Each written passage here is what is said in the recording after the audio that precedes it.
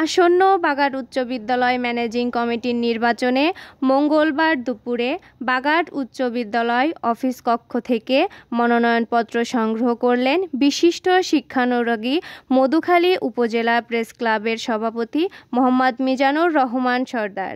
বাগাট উচ্চ বিদ্যালয়ের সহকারী প্রধান শিক্ষক মোহাম্মদ ইউনুস আলী ফকিরের হাত থেকে মনোনয়নপত্র গ্রহণকালে অন্যান্যর মধ্যে উপস্থিত ছিলেন বাগাট ইউনিয়ন বিএনপির সাধারণ সম্পাদক পদপ্রার্থী মোহাম্মদ আকবর আলী শেখ, মধুখালী পৌর কৃষক দলের সভাপতি ও উপজেলা প্রেস ক্লাবের প্রতিষ্ঠাতা মোহাম্মদ নূর নবী মিয়া, উপজেলা প্রেস ক্লাবের সাধারণ সম্পাদক মোহাম্মদ এনামুল খন্দকার, বাগাট ইউপি সদস্য অশোক কুমার দাস, পৌর ছাত্রদলের সিনিয়র যুগ্ম আহ্বায়ক ও সাংবাদিক মোহাম্মদ শরীফুল ইসলাম সেতু সহ স্থানীয় গণ্যমান্য ব্যক্তিবর্গ।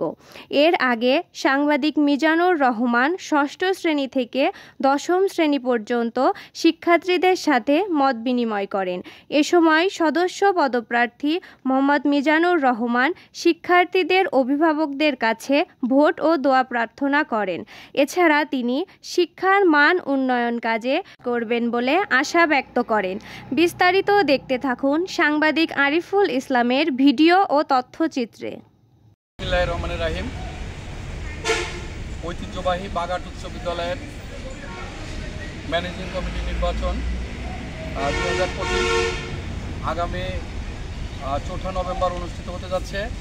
আমি এই নির্বাচনের একজন অভিভাবক সদস্য হিসাবে যারা বাগাট উচ্চ বিদ্যালয়ের অভিভাবক আছেন সকলের কাছে দোয়া এবং ভোট প্রার্থনা করছি এবং বাগাট ইউনিয়নবাসী সকলের কাছে দোয়া প্রার্থনা করছি এবং যে সকল ভাই ও বোনেরা ভোটার আছেন তাদের কাছে ভোট প্রার্থনা করছি।